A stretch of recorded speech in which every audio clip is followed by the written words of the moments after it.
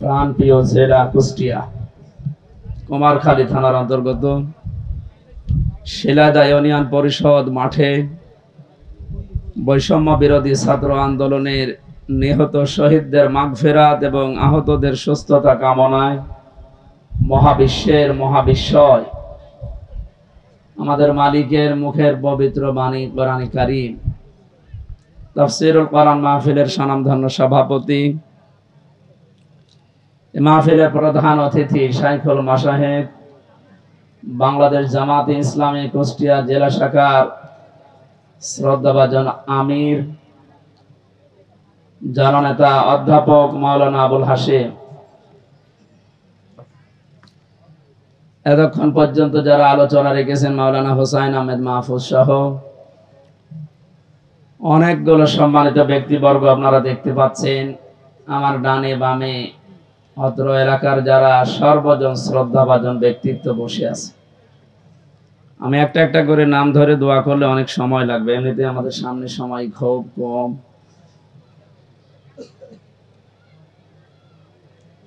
শিক্ষক জিজ্ঞাসা করছিল এক ছাত্রকে, ওই ছেলে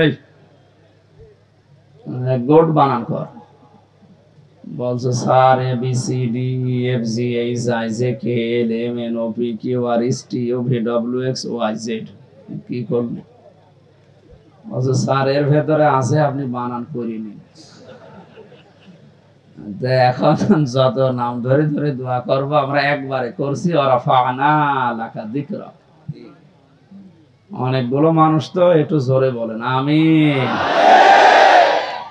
সামনে বসা মুসলমান ভাইরা, পর্দার আড়ালের সম্মানিত মা এবং বোনেরা, প্রাণ প্রিয় কুষ্টিয়াবাসী, আল্লাহর দরবারে শুকরিয়া জানাচ্ছি যিনি আমাদের একটা মুক্ত পরিবেশ তৈরি করে দিলেন। এ দেশে এই পরিবেশটা যেন আরো মুক্ত হয়, সেজন্য যা করণীয় এই সমস্ত কাজের প্রস্তুতিমূলক কোরআনে কারীমের আজকের আয়োজন। যাদের উদ্দেশ্যে দিয়েছেন আপনারা লিখে দিয়েছেন বৈষম্য বিরোধী ছাত্র আন্দোলনে নিহত এবং আহত মানুষের সুস্থতা কামনায়। শব্দ দুইটা দিয়েছেন, নিহত এবং আহত।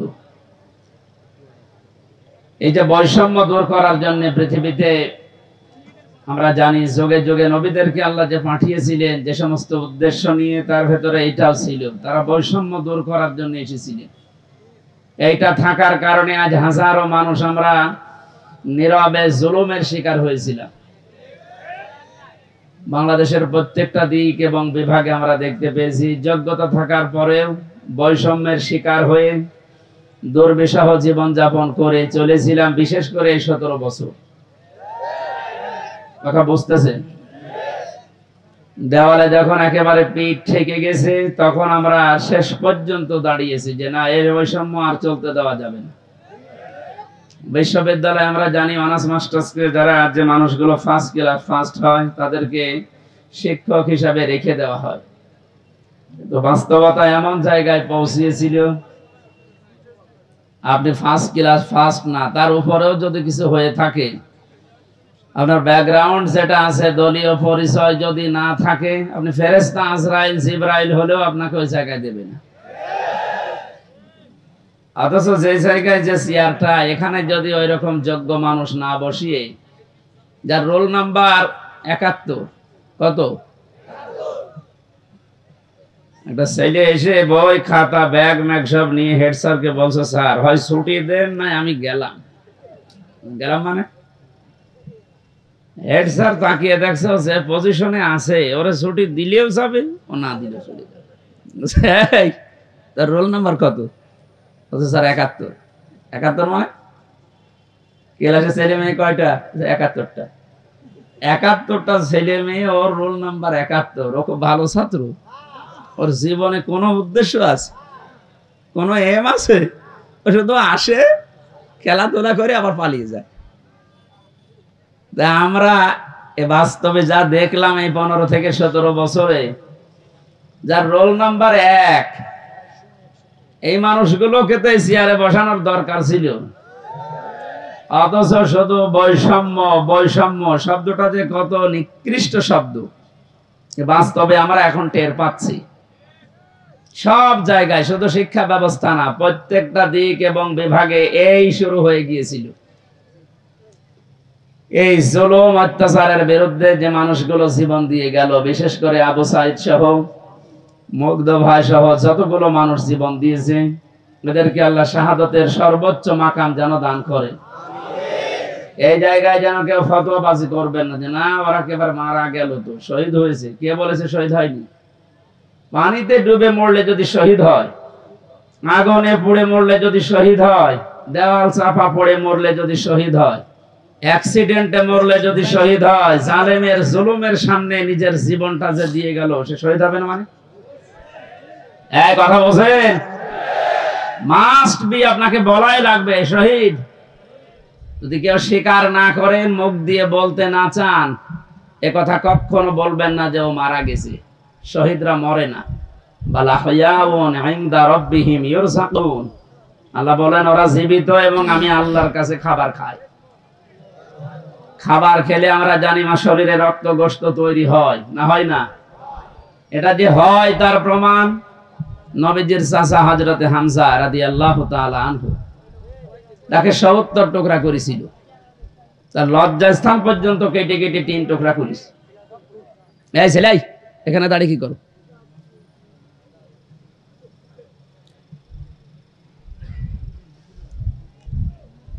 কুষ্টিয়াবাসী হযরতে হামজার এই টুকরা টুকরা অংশগুলো যখন নিয়ে এসে এক জায়গায় করেছিলেন, নবীজি দেখলেন কয়েক টুকরা পাওয়া যাচ্ছে না, যতটুকু পাওয়া যায় লাশটা সাজিয়ে রেখে দিয়েছিল সামনে। নিজের চাদরটা খুলে মাথা থেকে হাঁটু পর্যন্ত ঢাকা ছিল, বাকিটা আর ঢাকা যায় না। পাহাড়ের লতা পাতা দিয়ে নবীজি নিজে নিচের অংশটুকু ঢেকে দিলেন, কবরে দিলেন, ডাক দিয়ে বললেন মাবুদ, এ আমার চাচা হামজা, জন্মের আগে আমার বাবাকে আমি হারিয়েছি, জন্মের কিছুদিন পরে আমার মা চলে গেছে, দাদার আন্ডারে ছিলাম, তিনিও চলে গেলেন। এ পৃথিবীতে সবচাইতে বেশি কষ্ট যারা আমার জন্য সহ্য করেছিলেন, তার ভেতরে এই লোকটা একজন। তুমি আমাকে নবী বানিয়েছো, রাসূল বানিয়েছো, আমি সাক্ষী দিচ্ছি এই চাচার উপরে আমি এখনো পর্যন্ত রাজি আছি। তোমাকে আমি আহ্বান জানাই মাবুদ, তুমি আমার চাচার উপরে রাজি হয়ে যাও। কথাটা শুনতে যত ছোট মনে হচ্ছে, এর ব্যাপকতা কিন্তু অনেক বেশি। বিশ্ব নবী নিজে দাঁড়িয়ে বলছে আল্লাহ এই চাচার উপরে আমি রাজি আছি, এখনো পর্যন্ত খুশি আছি, আল্লাহ তুমি নিজেও রাজি হয়ে যাও। আল্লাহ খুশি না হয়ে পারবে? নবীজি তো কোনোদিন কথা বলা লাগেনি, শুধু মনের ভেতরে কামনা আসলেই কবুল হয়ে গেছে। অথচ আজকে নিজে তিনি দোয়া করছেন। কবর দেওয়ার ৩০ বছর পর একবার তার কবর ভেঙে গিয়েছিল মদিনায় ব্যাপক ঢলের কারণে।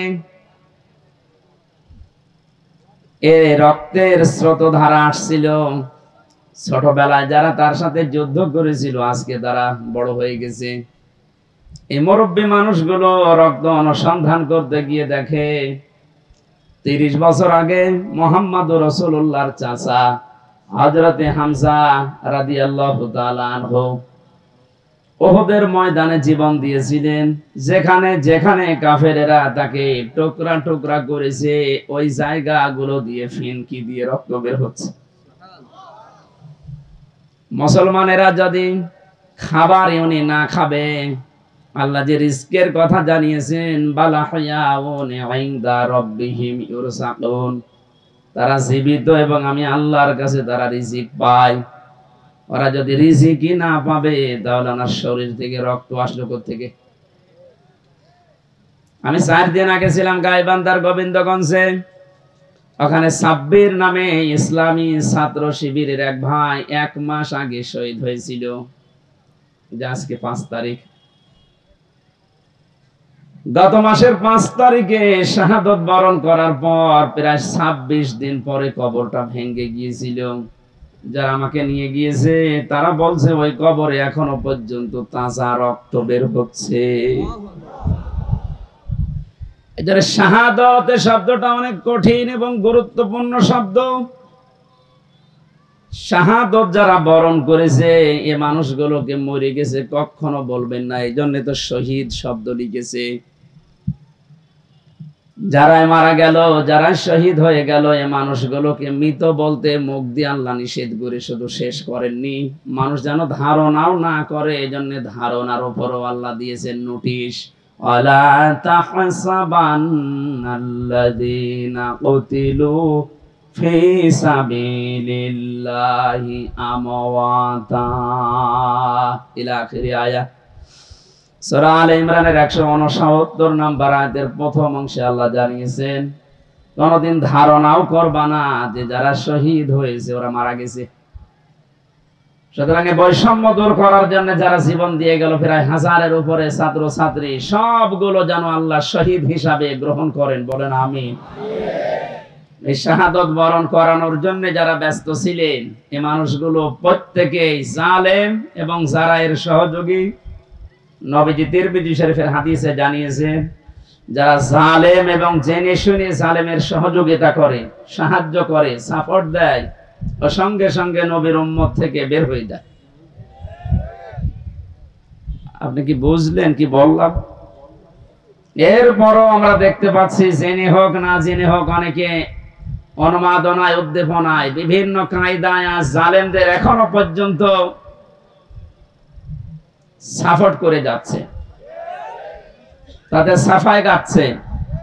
আপনি কিন্তু নবীর উম্মত আর দাবি করতে পারবেন না, নবীর উম্মত থেকেই খারিজ হয়ে যাবেন। এই জন্য যারা জালেম এদেরকে এখনো পর্যন্ত সাহস দেওয়ার জন্য যারা বিভিন্ন পথ অবলম্বন করছে, কয়েকদিন আগে দেখতে পেলাম ভিডিওতে একজন বলছে আপা আপনি ঘাবড়াবেন না, আপনি ঘাবড়ালে আমরা নরম হয়ে যাই। কত বড় শয়তান! চেহারার দিকে তাকিয়ে দেখলাম যে শয়তান তো আমি দেখিনি, যদি দেখতাম মনে হয় ওরকম হতো।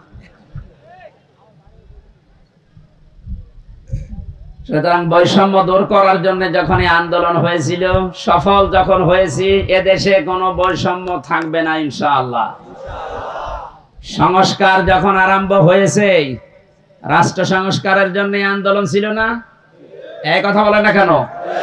সংস্কার যখন আরম্ভ হয়ে গেছে অলরেডি, কোন জায়গা যেন বাদ না থাকে। গত কয়েকদিন আগে আমির জামাত আপনাদের এই শিলাইদা এসে বলে গেছে না যে সংস্কার যখন আরম্ভ হয়েছে, যারা দায়িত্বে আছে আমরা চাই ইনাদের হাতে যেন সংস্কার শেষ হয়। সুতরাং যারা আছেন বেশি দেরি করার দরকার নেই, খুব তাড়াতাড়ি যারা জালেম ছিল এবং জালেমের সহযোগী ছিল একটাও যেন পদে না থাকে। আজকে হলে আর কালকে যাওয়ার দরকার নেই, কারণ এই 1734 জন মানুষ যারা সবচাইতে বেশি জুলুম করেছে এই দেশে চেয়ারে বসে, এই মানুষগুলো আল্লাহর কাছে সব আল্লাহর মামলার আসামি। কেউ বাঁচাতে পারবে না আপনাকে। আমি 3 বছর জেলে ছিলাম, আমার মামলার বাদী ছিল আয়ু ছিল একজন, বাদী ছিল আরেকজন। বাদী ছিল সরাসরি রাষ্ট্র, এই জন্য আমার এত দেরি হয়েছে। তাছাড়া মামলা ওটা যদি সাজাও লাগিয়ে দিত সর্বোচ্চ 3 মাসের বেশি আমার রাখার কথা ছিল না।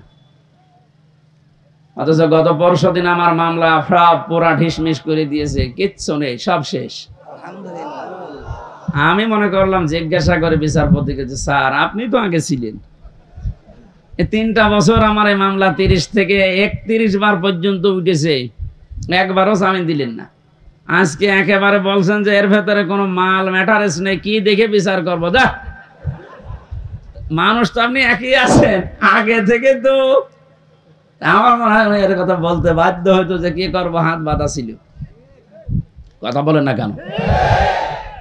একটা রাষ্ট্র কত বড় দুর্নীতিগ্রস্ত হলে জাতীয় মসজিদের খতিব পর্যন্ত পালিয়ে যায়।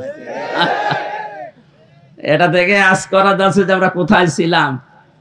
দেখেন এই লোকটার হাত আজকে খুলে গেছে। এতদিন যে লোকটাকে বারবার অ্যাডভোকেট যারা, উকিল যারা, ব্যারিস্টার যারা কত রিকোয়েস্ট করেছে, কত যুক্তি দেখিয়েছে যে একজন পরিচিত মানুষ, এ তো গোপনে কিছু করে না, এরপরেও বলেছে না কিচ্ছু করার নেই, হবে না, যান। মাসের পরে মাস না, 3 মাস 4 মাস 6 মাস পরে একটা ডেট দিত এভাবে। অথচ টাকা পয়সা দিয়ে এগিয়ে এগিয়ে এগিয়ে গিয়ে 30 থেকে 31 বার তুলিস, দেয়নি। এই লোকটা গত কয়েকদিন আগে যেভাবে সব দিয়ে দিল, এই যে মোবাইলটাও দিয়েছে, 3 বছর আটকিয়ে রেখেছিল, গত বর্ষা দিন দিয়ে দিয়েছে। আমি ভাবলাম যে আল্লাহ, এইরকম হাত বাঁধা লোক এদেশে আর নেই, আছে মানে সব জায়গায়। সুতরাং হাত যাদের খুলে গেছে, আপনি যেন আর হাত বাঁধা না হয় এই কাজ করবেন। আর যারা দায়িত্ব পেয়েছেন, আপনাদের আহ্বান জানাচ্ছি, সংস্কার খুব তাড়াতাড়ি শুরু করেন, নয়তো মাসে মাসে কিন্তু এসো তৈরি করে ওরা বিশৃঙ্খলা করবে। তৈরি করার চেষ্টা চালিয়েছিল হিন্দুদেরকে দিয়ে, হালে পানি নেয়নি। এক কথা বলছে না কেন? আনসারদের দিয়ে আক্রমণ চালানোর চেষ্টা চালিয়েছে, কিন্তু হালে পানি নেয়নি। দেশের মানুষ বুঝে ফেলেছে 42,000 আনসার নিয়োগ হয়েছে কয়েক বছরে, তার ভেতরে 35,000 গোপালগঞ্জের। 42,000-এর 35,000 যদি হয় গোপালগঞ্জে, তো আমরা কি ঘাস কাটছি? এই জন্য বৈষম্য বিরোধী আন্দোলনে যে কথাগুলো ছিল, যে দফাগুলো ছিল, সবগুলোর সাথে আমরা একমত। বিশেষ করে শেষ কথা, যেটা শেষ দফা, এক দফা এসেছিল যে আমরা জালেমের পদত্যাগ চাই। আল্লাহ এই দাবির সাথে আল্লাহ নিজেও ছিলেন। আমার তো মনে হয় শুধু ছাত্ররা না, এদের সাথে আল্লাহ আবাবিল পাঠিয়েছিলেন। আল্লাহ রাব্বুল আলামিন যেহেতু সব কিছু সংস্কার চলছে খুব তাড়াতাড়ি, যেন এই 1634 জন যারা বসেছিলেন অধিকাংশই পালিয়েছে, বাকি একটাও যেন না থাকে, যারা এতদিন পর্যন্ত বৈষম্যের শিকার হয়েছে, তারা যেন এখন এই চেয়ার গুলোতে বসে। এইটাই হবে ন্যায় বিচার। এটা কি হবে? এই ন্যায় বিচারের জন্য আমরা আন্দোলন করেছিলাম। কথা বলেন ঠিক কিনা? সুতরাং শহীদ এবং আহত যারা আছে, এখনো হাজার হাজার মানুষ আহত, তাদের সুস্থতা কামনা করছে, কারণ সুস্থতা দেওয়ার একচ্ছত্র মালিকানা আল্লাহ। ঔষধ যদি আপনি একেবারে 24 ঘন্টা খাওয়াতেই থাকেন, আল্লাহর পক্ষ থেকে যদি এটা না আসে, তাহলে আপনি সুস্থ হবেন না। এটা আমরা বিশ্বাস করি। তো ঔষধের কোনো ক্ষমতা আছে? ক্ষমতা কার? আরো জোরে। এটা বাস্তবে নিয়ে আসা লাগবে। ইন্নাল্লাহা আলা কুল্লি শাইইন কাদির, সব ক্ষমতার মালিক আল্লাহ। সুতরাং যারা অসুস্থ আছেন, আল্লাহকে আমরা সব ক্ষমতার মালিক মনে করি, বিশ্বাস করি। উনি আমাদেরকে, এই অসুস্থ মানুষদেরকে যেন আবার স্বাভাবিক জীবনে ফিরিয়ে দেন। হ্যাঁ, কিছু মানুষের জীবন স্বাভাবিক হবে না, যাদের চোখ উড়ে গেছে, যাদের পা শেষ হয়ে গেছে। আমি সদর থানার সদর হাসপাতালে গিয়েছিলাম 6 তারিখের পরে। অনেক জনের দেখলাম এমন এমন অঙ্গ নেই যে কিয়ামত পর্যন্ত হায়াত পেলে অঙ্গ আর আসবে না। লজ্জা স্থান উড়ে চলে গেছে একজনের। এটা আমাদেরকে মুক্ত জীবনে ফিরিয়ে দেওয়ার জন্য এত বড় স্যাক্রিফাইস যারা করেছে। বাংলাদেশে জামাত ইসলামী কুষ্টিয়া জেলা শাখার উদ্যোগে যে একটু সহযোগিতার হাত বাড়িয়েছিল, প্রত্যেকটি পরিবারে অন্তত 2 লক্ষ করে টাকা দিয়ে একটু দাঁড় করিয়েছে। এদেশে টাকাওয়ালা মানুষ আর নেই? বলেন। এখনো স্বাভাবিক অবস্থায় আমরা ফিরতে পারলাম না। যারা এই মুক্ত জীবন এনে দিল, তারা এখনো কাতরাচ্ছে। আর যে মানুষগুলোর কিছু হয়নি, এরা আন্দাজে লাফাচ্ছে যে না, সব বন্ধ করে এখন আমাদের এই জিনিস দাও। এরা আরেক জালেম। কথা বলেন।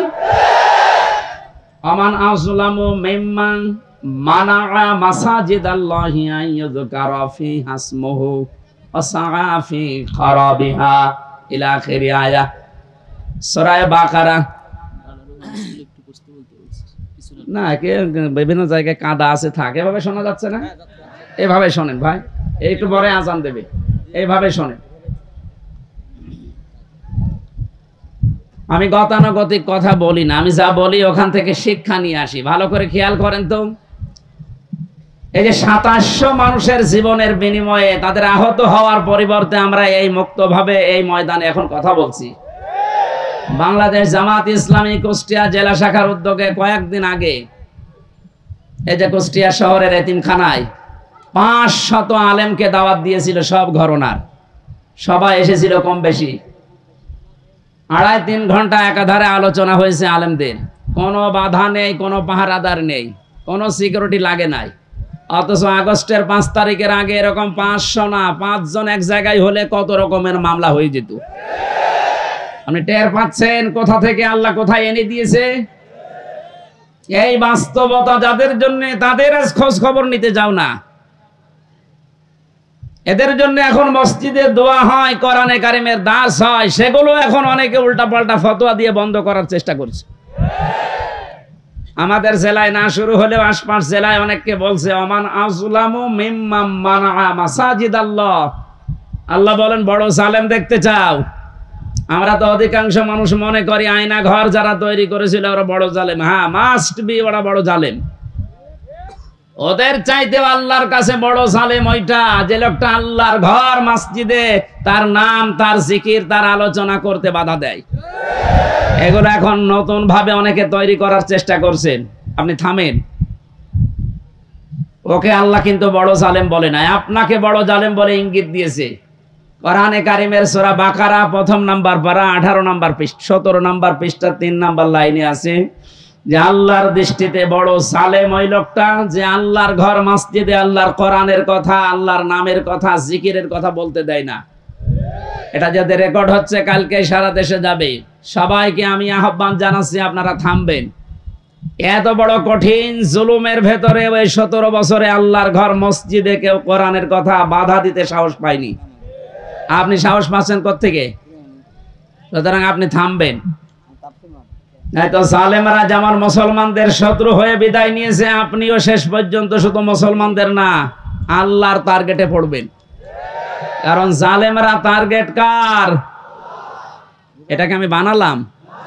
বলেন। কোরআনে কারীম জানিয়েছে ইন্নামাস সাবিলু আলাল্লাযিনা ইয়াজলিমুনান নাস ওয়া ইয়াবগুনা ফিল আরদি বিগাইরিল হক উলাইকা লাহুম আযাবুন আলীম। সূরা শুরার 42 নাম্বার আয়াতে আছে, আল্লাহ বলেন অবশ্যই আমি আল্লাহ নিজে বাদী হব, মামলা দেব, কেস করব। টের পাচ্ছেন কত ওজনওয়ালা শব্দ এটা? আল্লাহ নিজে মামলা দায়ের করবে, নিজে কেস করবে তাদের বিরুদ্ধে। ইয়াজলিমুনান নাস, যারা মানুষ হয়ে মানুষের উপরে জুলুম করছে। আল্লাহ পাক ইয়াজলিমুনাল মুসলিমুনা দেয়নি যে যারা মুসলমানদের উপরে জুলুম করেছে তারা আল্লাহর মামলার আসামি না। ইয়াজলিমুনান নাস এটা বহু, ইয়াজলিমুনা এটা মুজারে, বর্তমান, ভবিষ্যৎ, প্রেজেন্ট, ফিউচার। এখন যারা জুলুম করছেন, ভবিষ্যতেও যারা করবেন, আপনি কিন্তু এদেশে হামজার মামলার আসামি না, আপনি সরাসরি আল্লাহর মামলার আসামি। আমি আপনাকে বাঁচাতে এসেছি, এরপরও যদি উল্টা বোঝেন নিজের কপালে নিজে আগুন লাগাবেন। আমার কথার অর্থ বুঝতেছেন নাকি আন্দাজে ঠিক বলেন? আলহামদুলিল্লাহ। সুতরাং আবার আহ্বান জানাচ্ছি, বৈষম্য বিরোধী ছাত্র আন্দোলনের সংস্কার করার জন্য যারা উদ্যোগ নিয়েছিল, যাদের দায়িত্ব আমরা দিয়েছি, আপনারা খুব তাড়াতাড়ি করেন। কারণ এই জালেমরা যতদিন পর্যন্ত এখানে থাকবে ততদিন পর্যন্ত নতুন ইস্যু তৈরি করার চেষ্টা চালাবে। যারা পৃথিবী শান্ত হয়ে যাওয়ার পরও অশান্ত করার জন্য চেষ্টা চালায়, এই মানুষগুলো আয়াতের 2য় শব্দে তারা আল্লাহর মামলার আসামি। ওয়ায়াবগুনা ফিল আরদি বিগাইরিল হক, পৃথিবী শান্ত হয়ে যাওয়ার পরে যারা অশান্ত করার জন্য বিদ্রোহ করে বেড়ায়। সংখ্যালঘুর নাম নিয়ে যা শুরু করেছিলেন, আমিরে জামাত অলরেডি ঘোষণা দিয়েছে এদেশে কোনো সংখ্যালঘু সংখ্যাগুরু নেই। সুতরাং এই ইস্যু বাদ দেওয়া লাগবে। এদেশে সংখ্যাগুরু সংখ্যালঘু আছে? না, নেই। এদেশে যে জন্ম নিয়েছে সে এদেশের বৈধ নাগরিক। আমি আমির হামজা 96% মুসলমানদের ভেতরে যেমন অধিকার পাবো একজন হিন্দু 4%, তাতে কি সে একই অধিকার পাবে? এক কথা বলছেন। এটা যখন বুঝে ফেলেছে, দেখছে না এ তো হালে পানি নাই না, ওটা বাদ দিয়েছে। এরপরে নামিয়েছে ডাক্তারদের, ওটাও পারছে না। এরপরে নামিয়েছে আনসারদের, ওটাও যখন পারে না, আমার মনে হয় ওদের যা চরিত্র, কিছুদিন পরে গলন্ত ঘাটের এই বেশ্যাদের নামাবে। খুব সাবধান থাকা লাগবে। আমি একটু খোলামেলা বলে ফেললাম, চরিত্র ওদের ওইরকমই, ওদের যা চরিত্র ওইরকমই। ঈমান যাদের ভেতরে আছে তারা তিনটা কাজ কখনো করতে পারে না, এটা কোরআনে কারীম জানিয়েছে। সূরা ফুরকানের ভেতরে আছে 19 নাম্বার পারার 4 নাম্বার পৃষ্ঠা 14 নাম্বার লাইনে। আপনি বাড়িতে যে তাফসীর মিলিয়ে দেখবেন, ঈমান যাদের আছে কয়টা কাজ করতে পারে না? আরো জোরে। এই তিনটা কাজ যদি করে ফেলে তাদের শাস্তি আল্লাহ দেবেন ডবল। এই এখানে গল্প বন্ধ করো, একেবারে নড়াচড়াও বন্ধ। ওয়াল্লাযীনা লা ইয়াদউনা মা'আল্লাহি ইলাহান আখার, আল্লাহ পাক বলেন ঈমান যাদের আছে এই পৃথিবীতে তারা আল্লাহ বাদে অন্য কাউকে ডাকতে পারে না। এটা অন্যান্য জেলার কথা বাদ দিলাম, আমাদের জেলাতে এখন আস্তে আস্তে তৈরি হয়েছিল রাষ্ট্রীয়ভাবে, অনেকে নিজের অর্থ দিয়ে হলেও এই কাজটা প্রতিষ্ঠিত করার চেষ্টা চালাচ্ছিল। এই যে আপনাদের থানায় মাজার আছে না, লালনের মাজার, কত মানুষ বাংলাদেশের বিভিন্ন প্রান্ত থেকে এসে না জেনে আয়াতটা পুরা উল্টিয়ে ডাকতো, আল্লাহ বাদে অন্য কাউকে ডাকা জায়েজ। আরো জোরে। আপনি বুঝে ডাকেন আর না বুঝে ডাকেন, আপনার শাস্তি ডবল হবে যদি এখনো বন্ধ না করেন। বাংলার বিভিন্ন প্রান্তে গণাটা এখনো পর্যন্ত অনেকে জারি রেখেছে। গত বর্ষদিন চট্টগ্রামের নূরে বাংলা আর ওই যে জাঙ্গি হুজুর এমন পিটানি খেয়েছে, ইসলামের নাম নিয়ে শয়তানগুলো আল্লাহর নামটা পুরা পাল্টিয়েছে। ওরা আল্লাহর নামে কিছুক্ষণ জিকির করার পরে পরে ইয়ালি বাবা, শালি বাবা, আগলা বাবা, পাগলা বাবা আন্দাজে জিকির বানাতো। তাহলে কোরআনের আয়াত অনুযায়ী আল্লাহর পাশাপাশি অন্য কাউকেও যারা ডাকে তাদের শাস্তি হবে ডবল। আরো জোরে। কি সুন্দরভাবে মিলিয়েছে দেখেছেন। কোরআনে কারীম জানিয়েছে ওয়ালিল্লাহিল আসমাউল হুসনা ফাদউহু বিহা ওয়াদারুল্লাযীনা ইলহিদুনা ফি আসমাই ইলা আখির আয়া।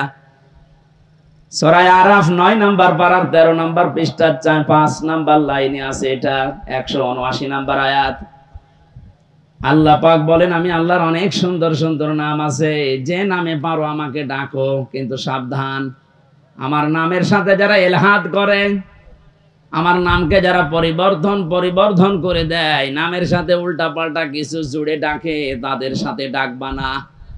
আমি এত গভীরে যেতাম না, শুধু রেকর্ড হচ্ছে কারণে বলছি, সারা দেশে কালকে ছড়াবে। আপনারা সাবধান। ঈমান যাদের আছে তারা যেহেতু তিনটি কাজ করতে পারে না, আর তারা যদি করে ফেলে তাদের কিন্তু ডবল শাস্তি হবে।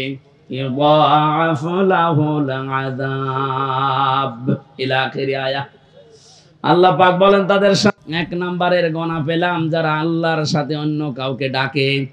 2 নাম্বারে ওয়াল্লাযীনা লা ইয়াদউনা মা'আল্লাহি ইলাহান আখারা, আল্লাহর সাথে যারা অন্য কাউকে ডাকছেন এখনই আপনি থেমে যাবেন।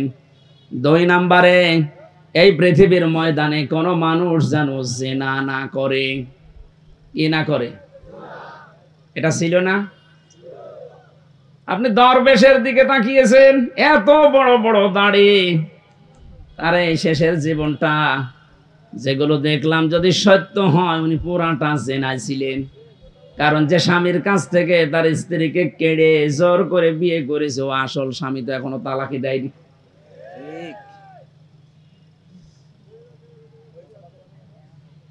আমাদের সাবধান থাকা লাগবে। আমাদের ঈমান যাদের ভেতরে আছে এরকম কোন গুনাহ যেন আমাদের ভেতরে না আসে। মুমিন মরে যেতে পারে কিন্তু জিনা করতে পারে না। শুধুমাত্র লজ্জা স্থানের জেনাটাই জেনা না, হাতের জেনা আছে, মুখের জেনা আছে। হাতের জেনা কি? কোন বেগানা মহিলাকে আপনি হাত দিয়ে যদি স্পর্শ করেন জেনা করার গুনাহ হবে।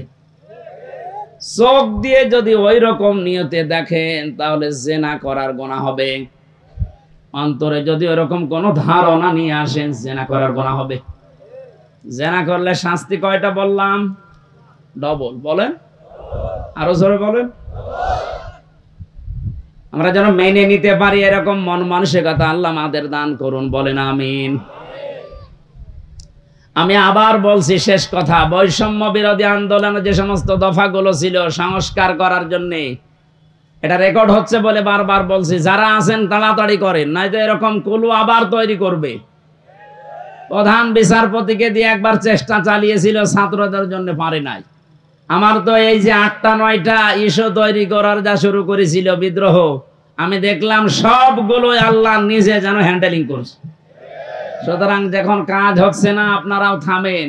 জালেম তো বিদায় নিয়েছে। কোরআনে কারিমের অনুষ্ঠানে হাজার হাজার মানুষকে নিয়ে আল্লাহর কাছে বলছে, আল্লাহ কিয়ামতের আগে যেন এদেশের চেয়ারে আর কোনো জালেম না আসে। বলেন, আমির জামাত তো এই দিকে ইঙ্গিত দিয়েছিলেন যে এক জালেমের হাত থেকে মুক্ত হয়ে যেন আমরা অন্য কোনো জালেমের হাতে না পড়ি। অথচ কিছু মানুষ নিজের দিকে এটা নিয়ে উল্টা পাল্টা ফতোয়া দিচ্ছে। আরে ভাই, আপনার নাম বলেছে, তাহলে আপনি নিজে অবশ্যই ঠাকুর ঘরে কে রে, আমি তো কলা খাইনি। আপনার নাম বলেছে যে আপনি এই চেয়ারে বসলে আপনি জুলুম করবেন, তার মানে আপনি করবেন, এই জন্য আপনার ভয় হচ্ছে। ওনার দূরদর্শিতা সম্পর্কে আপনি জানেন না, তাই উল্টা পাল্টা ধারণা করেন। আমি ওইদিকে আর গেলাম না। সুতরাং আমরা যেন সাবধান থাকি। দরুদ পড়ছি আমাদের নবী মুহাম্মদ রাসূলুল্লাহর উপরে, যাকে আল্লাহ কোরআনে বিশেষভাবে 7টা নাম ধরে ডাক দিয়েছিলেন। তার 1 নম্বরে নাম ছিল ইয়াসিন। নাম কি? এখানে কুমারখালী ফাজিল মাদ্রাসা এবং আশপাশের দাখিল আলিম মাদ্রাসার কত সুপার সহ সুপার মাওলানা বসে আছে। ইয়াসিন এটা আল্লাহর ঘোষণা দেওয়া শব্দ। ইয়া হরফে নেদা, ইয়া মানে হে, সিন মানে সাজ্জেদ, সাজ্জেদ মানে নেতা। তাহলে আল্লাহর ঘোষণা দেওয়া নেতা এই পৃথিবীতে মাত্র একজন। কয়জন? এ শব্দের ব্যাখ্যা করতে গিয়ে তাফসিরে কাবির আল্লামা ফখরউদ্দিন রাজি রহমাতুল্লাহ আলাইহি লিখেছেন, ইয়াসিন শব্দের 5টা অর্থ আছে। ইয়াসিন মানে সাজ্জেদুল আলামিন, সাজ্জেদুল বাশার, সাজ্জেদুল কাউনাইন, সাজ্জেদুল আম্বিয়া, সাজ্জেদুল মুরসালিন। তার মানে আল্লাহ বোঝাতে চেয়েছেন, পৃথিবীর মানুষেরা যদি মনে করো যে আমি পৃথিবীতে বাস করি, নবীকে আমার মানাই লাগবে, অন্য কোন জগতে গেলে আর মানা লাগবে না। না, ইয়াতানাজ্জালুল আমরু বাইনাহুন্না, প্রত্যেকটা আসমানে আমার আল্লাহর বিধিবিধান নাজিল হচ্ছে। ওই সমস্ত সৃষ্টির জন্য আলাদা বিধান আছে। কেউ যদি মনে করে আমি মঙ্গল গ্রহে বাস করি, আমি চাঁদের দেশে থাকি, আমার তো ওখানে নবীকে নেতা মানা লাগবে না, আদর্শ মানা লাগবে না। না, এই জন্য সাজ্জেদুল আলামিন দিয়েছেন বহু বচন। আপনি যে কোন গ্রহে বাস করেন না কেন, সেখানে মুহাম্মদ রাসূলুল্লাহকে আপনাকে নেতা মানাই লাগবে। এই শব্দটা আমি কয়েকবার উচ্চারণ করলাম, খেলা করার জন্য না। আলেমরা বসে আছে, আহ্বান জানাচ্ছি তাদেরকে, আল্লাহর ঘোষণা দেওয়া নেতা যেহেতু একজন, এই জন্য এই নেতাকে মেনে নেওয়া নামাজের মতো ফরজ। এই কথা বলেন, এটা যারা ঠিক করতে পারছেন না, আপনার নামাজ হবে না। কারণ কিয়ামতে যে বিচারের সিস্টেম গুলো, ধাপ গুলো আমরা দেখেছি, কিয়ামতের সর্বপ্রথম মানুষকে আল্লাহ তার নিজের সামনে যখন দাঁড় করাবেন, 10 জন 20 জন 50 জন না, প্রতিটি মানুষকে আল্লাহ নিজের সামনে দাঁড় করাবে স্রেফ একা একা।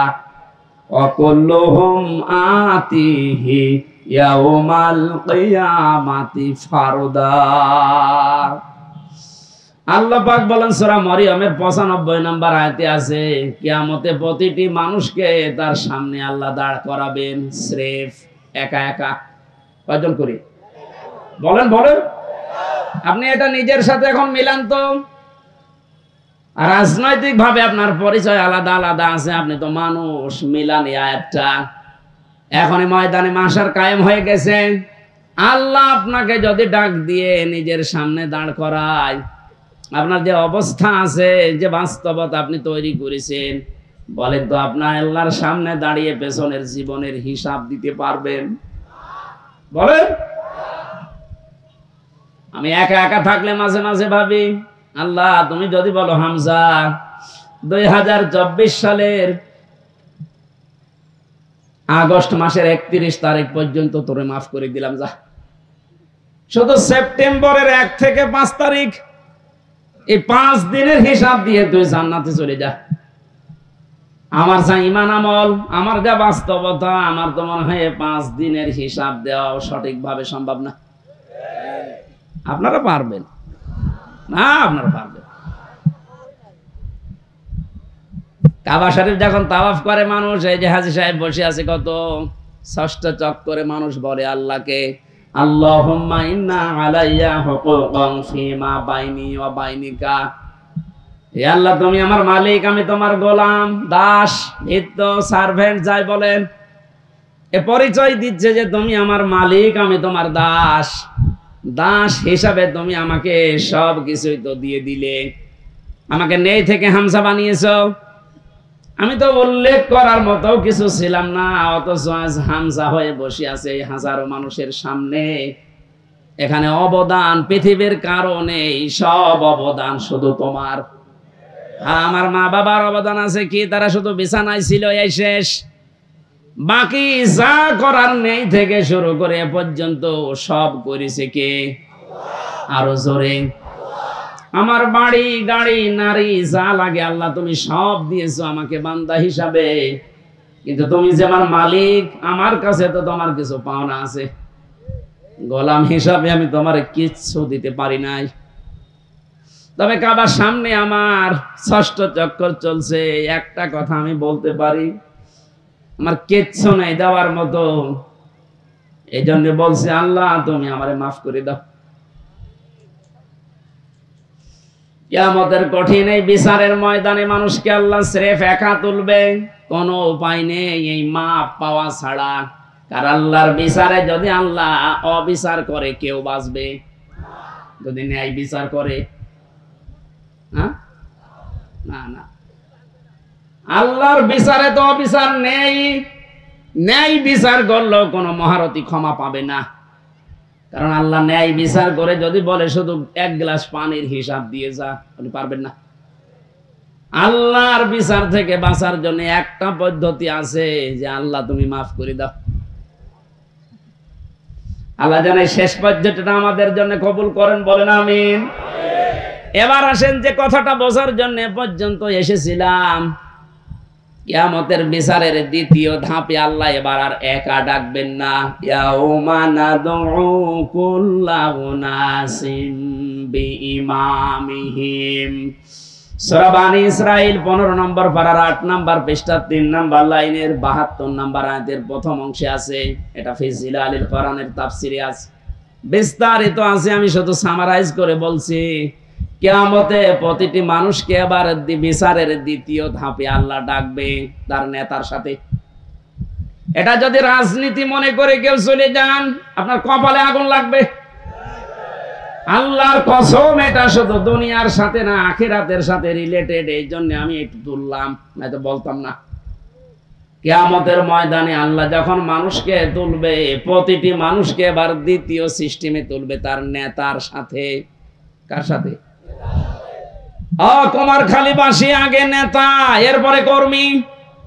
আপনার বিবেককে এবার প্রশ্ন করেন তো, আপনি যে নেতার আদর্শ মেনে চলেন, যার পেছনে স্লোগান দেন, যাকে রায় দিয়ে ভোট দিয়ে নেতা বানিয়েছেন, এই লোকটার যে চরিত্র, এর যা সুরাত সিরাত, আর এর যা ঈমান আমলের অবস্থা, ও যদি আল্লাহর সামনে দাঁড়ায়, আপনি তার পেছনে, ওরে দেখলেই তো আল্লাহ রাগ হয়ে যাবে।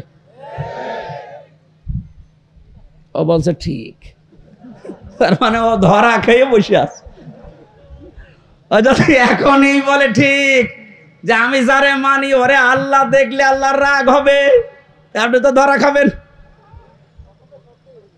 কথা তো সত্যি, এইটাই আসল কথা। আপনি যারা ধরা না খান, সুতরাং এমন মানুষের পেছনে থাকা লাগবে, এমন মানুষকে আদর্শ হিসাবে সামনে নিয়ে আসা লাগবে, যারে দেখলে আল্লাহ খুশি হয়ে যায়। এখন এই লোকটাকে আফজাল সাহেব না। এখন দেখেন তো আফজাল সাহেবের কাঠিতে পড়ে কিনা।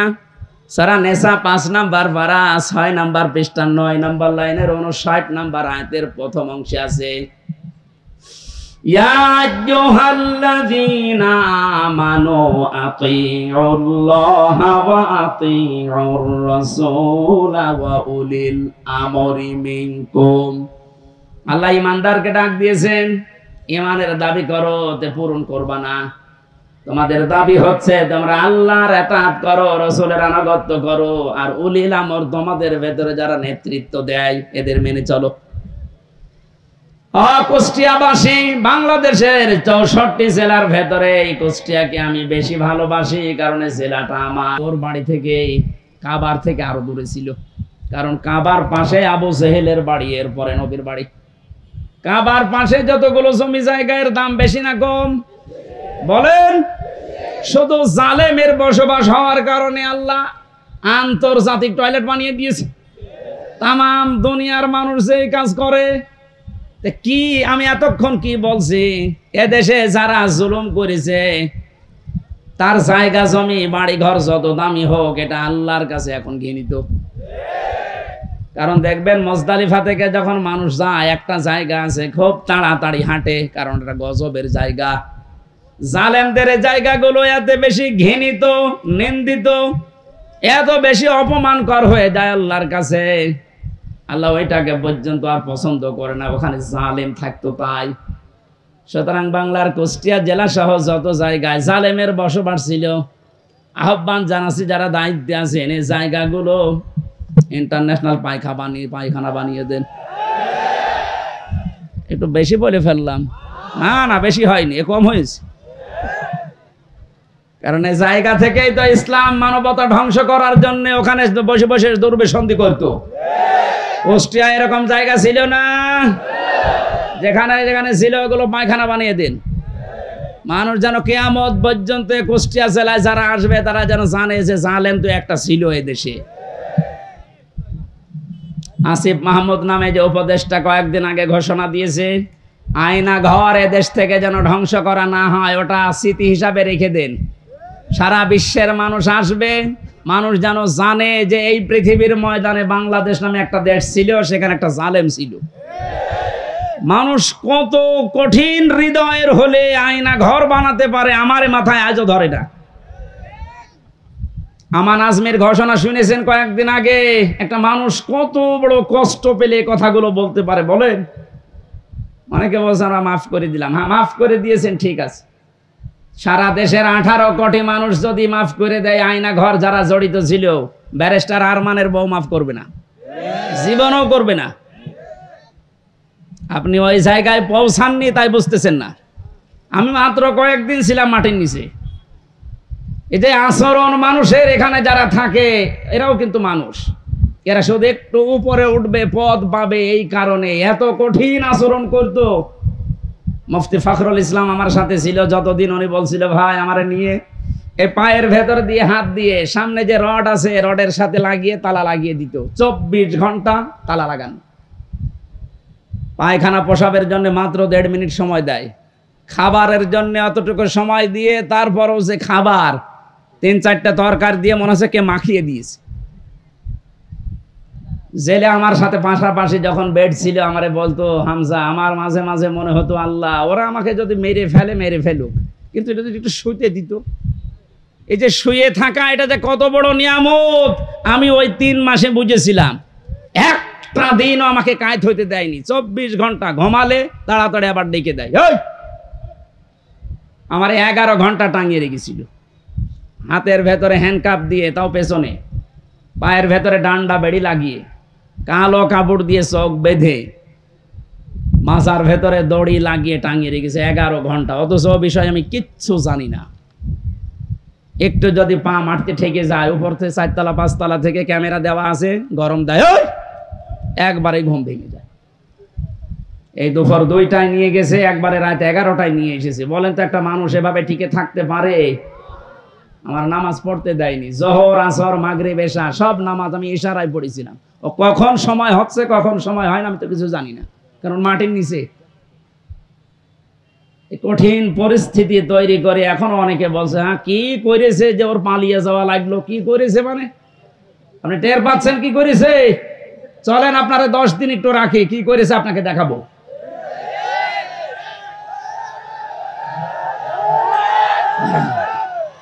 এই জন্য তো জালেমের বিরুদ্ধে হামজার মামলা না, মামলা কার বলেন?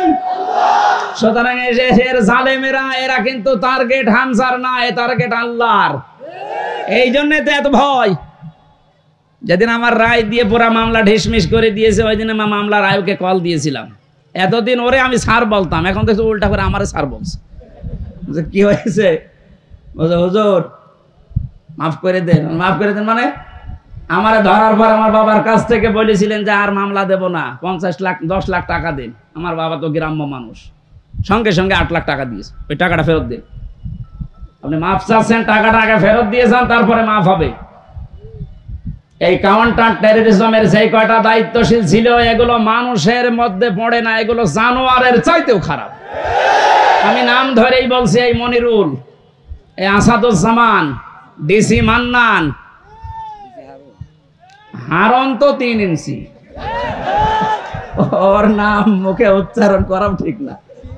এই শয়তান এত উপরে উপরে দেখাতো, রিমান্ডে এসে মনে হয়তো তো ফেরেশতা, অথচ ভেতরে ভেতরে যে আলেমদের এত বড় ক্ষতি করিস। হয়তো ছোট হুজুর যেটা মাদানি, ও আমার সাথে প্রথমে 2 মাস ছিল। আমার বলছে হামজা ভাই আমারে নিয়ে গেল রাত 12:30টার দিকে হাতের ছিলে পোড়া উলঙ্গ করিস, আমার হাতে সিগারেট ধরিয়ে দিস, আর 2 পাশে ব্যারিকেড দিয়ে কেন কোনো গাড়ি আসতে না পারে। একটা অর্ধ উলঙ্গ মেয়ে লোক কোথা থেকে নিয়ে এসে আমার পাশে দাঁড় করিয়েছে, ছবি তুলতেছে যে এটা সকালে ছেড়ে দেব, মানুষ বুঝবে দেশে যে হুজুর কত খারাপ। ও ছোট মানুষ, তো বয়স আমার সেম সেম, আমার 32 ও 30। ওই সময় হাউ মাউ করে কাঁদছিল ওই ফাঁসির কন্টেম সেলের ভেতরে। আমারে বলছে হামজা আমি তো একেবারে অসহায়, যে কেউ নেই। বললাম এক এসআই কে ডেকে, ভাই আপনারা যা করছেন এটাকে হারুন স্যার জানে? জানে না মানে? উনি তো করছে। মজলুম অবস্থার দোয়া কবুল হয় আমার বিশ্বাস আছে। মন থেকে বড় দোয়া করলাম, আমার যা যা ওরা দেখেছে, আল্লাহ আমার সাথে যারা জড়িত এদেরকে তুমি ওইভাবে অপমান করু। আল্লাহ করায়নি। হারুনের রাস্তায় বের হওয়ার আর সম্ভাবনা আছে? ওর নাম এখন মানুষ হারুন ভুলে গেছে, ওর নাম এখন 3 ইঞ্চি। মহিলারা পর্যন্ত জিকির করছে 3 ইঞ্চি 3 ইঞ্চি। কত অপমান করবে আল্লাহ বলেন। সেদিন কুষ্টিয়ার জেলা আমির অধ্যাপক আবুল হাশেম সাহেব একটা আয়াতের ব্যাখ্যা করেছিলেন আলেমদের সমাবেশ। অনেক জালেমরা মনে করেছিল চেয়ারে ছিলাম, এমন হয় আল্লাহ আমাদের ভালোবেসেই দিয়েছে। আমারে কুষ্টিয়ার সদর থানায় যেদিন ওই সে 11 সালে প্রথম গ্রেপ্তার করে, আমি সুদের বিরুদ্ধে বলেছিলাম, এই আমার অপরাধ ছিল। আমারে শিবির করে, শিবিরের ক্যাডার রক কাটি বেড়ায় আন্দাজে। এগুলো নিয়ে যখন নিয়ে গেল, আমারে বলছে ওসি সাহেব, ওই সময় আসাদুজ্জামান নামে এক ওসি ছিল, গোপালগঞ্জে বাড়ি। আমারে বলছে হুজুর কুলিল্লাহুম্মা মালিকাল মুলকে তুতিল মুলকা মান তাশা, এই আয়াতের অর্থ বলেন তো। বললাম আল্লাহ যারে চায় তারে ক্ষমতা দেয়, যারে চায় নামিয়ে দেয়। আমারে বলছে এটা আপনি মানেন তো? মানে না মানে? হাসিনা যে এখন আছে এটা আল্লাহ চেয়েছে, জায়গা মতো হাত দিয়েছে। শয়তান যাতে মাতাল হলো তার ঠিক আছে, কোন দিকে নিয়ে গেছে দিয়েছেন। কথা শেষ করার পরে আমি যেটা এখান থেকে বের করতে পারি, ওনারা বোঝাতে চায় যে আল্লাহ আমাদেরকে দয়া করে, মায়া করে, মহব্বত করে, ভালোবেসে এই চেয়ারে রেখেছে। আমরা যা করছি এ কোনো অসুবিধা নেই, আল্লাহ আমাদেরকে। কথা বলে না কেন? সূরা আলে ইমরান 4 নাম্বার পারার 12 নাম্বার পৃষ্ঠার 7 নাম্বার লাইনের 178 নাম্বার আয়াতে আছে, ওয়ালা ইয়াহসাবান্নাল্লাযীনা কাফারু আন্নামা নুমলি লাহুম খায়রুল লিআনফুসিহিম ইন্নামা নুমলি লাহুম লিয়াজদাদু ইসমা ওয়ালাহুম আযাবুম মুহিন।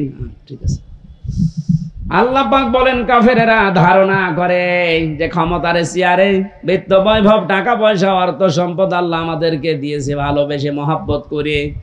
আল্লাহ পাক বলেন না, এগুলো এদেরকে দিয়েছি এদের পাপ যেন পরিপূর্ণ হয়ে যায়।